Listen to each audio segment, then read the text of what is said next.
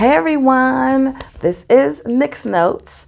I'm your girl Nick, and today we are going to be reviewing this book, Lessons in Chemistry by Bonnie Garmus. And so it's so funny because I was gonna start this video like, hey, welcome, let's get started. And if you've read this, then you know that's the famous tagline for our main character, Elizabeth Zott. So this book is about the life of Elizabeth Zott, who is a chemist, a female chemist living in the 50s and 60s. And so, you know, that was a time where equality of men and women was not a thing. I mean, it's 2024 and we're still struggling for equality of men and women. So imagine what it was like 50, 75 years ago for women wanting to be more than homemakers.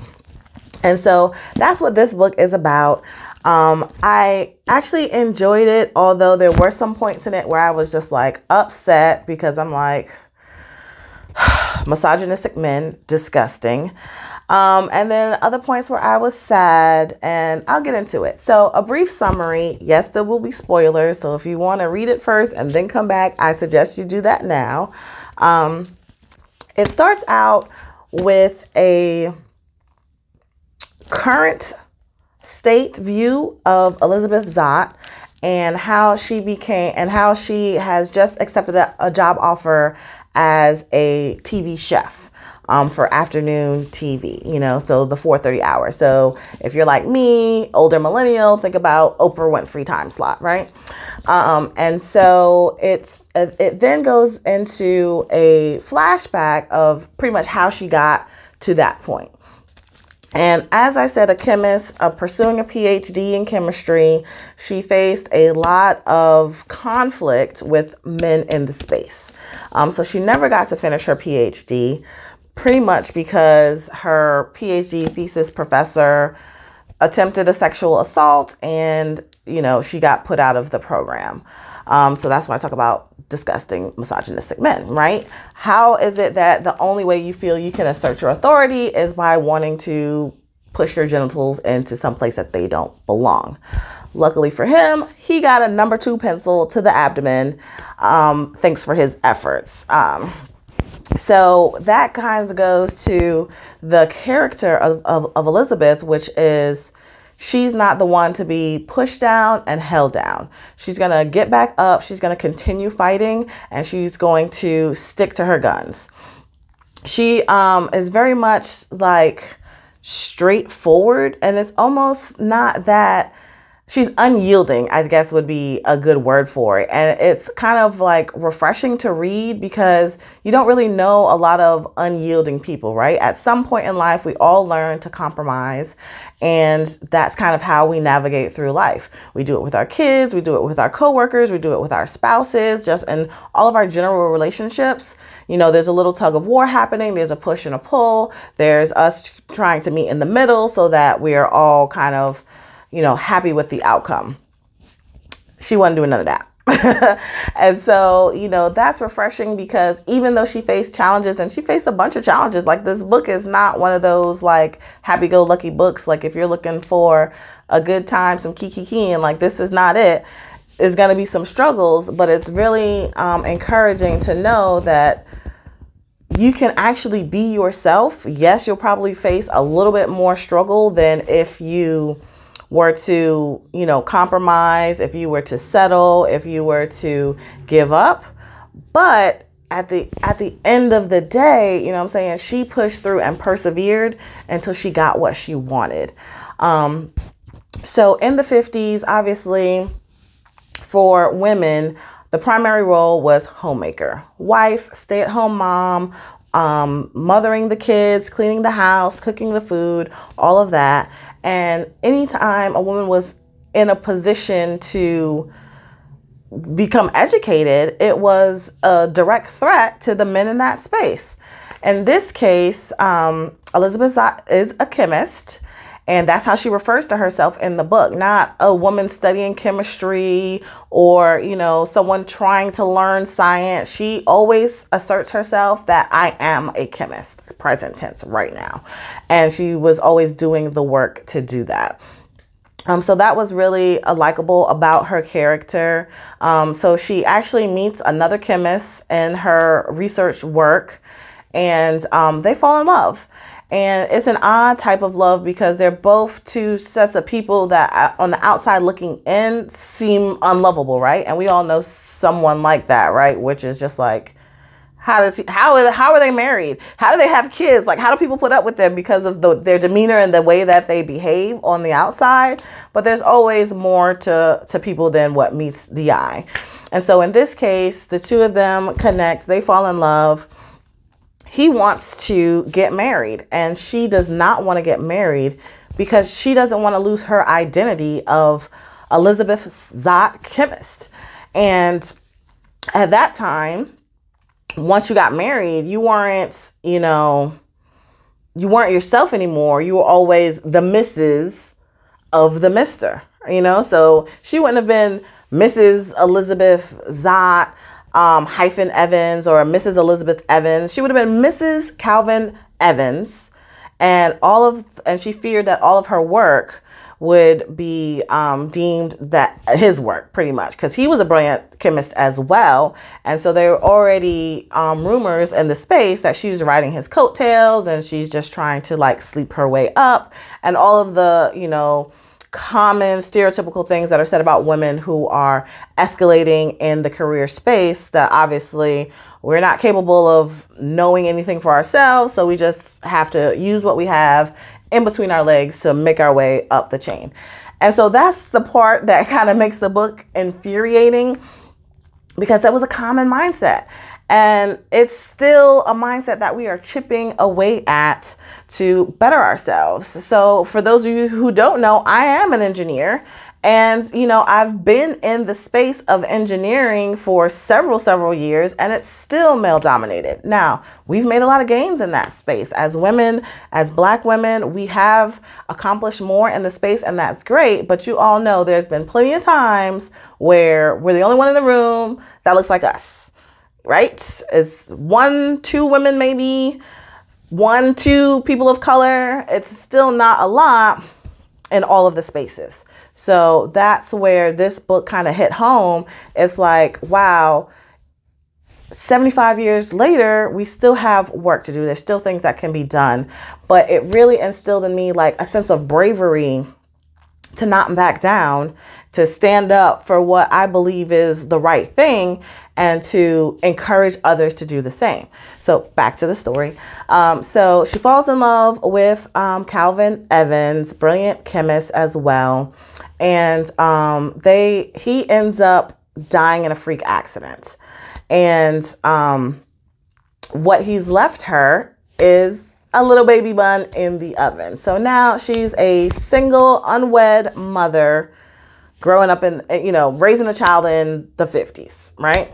So there's always those looks and those sounds that are made at her for being an unwed mother that she has to overcome. She's educated her daughter to the point where her daughter is capable of reading full-on adult literature at the age of 4. And so now her daughter also has to hide herself and who she is, because now that she's enrolled in school, she's looked at as an odd child because she's an early reader, right? So now she goes to school and pretends she doesn't know how to read just so she can fit in.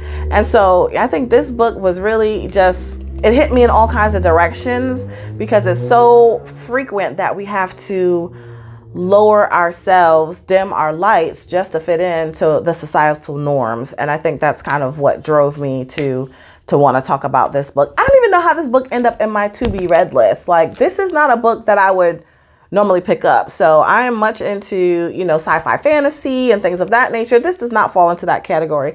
So I don't know how it ended up on my to be read book list, but I'm glad that it did. I really enjoyed it. I did check this out of the library. There are over 200 people waiting for it. So let me finish my review real quick so I can go check it back in so the next person can grab it. But really enjoyed it. So fast forward a little bit. Calvin has passed. She is raising this daughter. She starts out raising her as a stay-at-home mom. And guess who keeps coming to her door for help? The men scientists from the institute where she worked at keeps coming to ask her to look over their findings and help them understand the findings, the figures, and everything else. To the point where one of them even like steals her work and puts their name on it, right? Typical. So that was annoying. But then an incident happens where she has to go confront a parent of a child in her kid's class. And that parent is a TV producer. And so he ends up asking her to become the chef for this afternoon programming. And she takes it on, one, because it's more money. She's gotten fired from her job, a lot of other different circumstances you can read about. But she takes it on with an approach that cooking is chemistry. And so she teaches in that facet. You know, she's giving them, okay, add your sodium chloride instead of saying salt. You know, add your H2O instead of saying water. And she's empowering these women that are watching her show that they can be more and do more than just housewives. And not that in a way so that to say there's nothing wrong with being a housewife.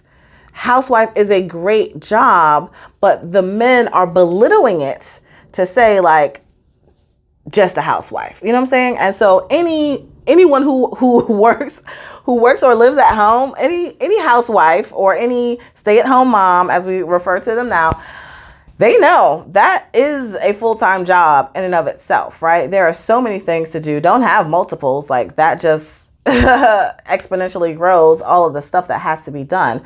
But it's in a frame of reference now that we understand the work that goes into it more versus there it was belittled as in like, this is the only thing you are capable and qualified for. And so her message was really that you do so much for everyone else, but that doesn't equate to the amount that you are and that you can be. And so that was a great message too. You know, she had people coming into her live audience asking questions. You know, one person stood up, said they wanted to be a heart surgeon. You know, at the end of the book, we get an update that person has gone back to medical school and is already in her residency. And so it's so great to really shine a light on how impactful women are, and not only as the homemaker, right? Now, in my opinion, there's no more important job for a woman than as a homemaker, right? So if you are a wife, a mother, that is a very important role because we're setting up our next generation of society. And so the impact that we have there is critical and vitally important, right? A lot of the societal norms are just passed down. So if we want to see a shift in societal norms, it starts with us teaching our kids to do and say things differently. So that's very impactful there.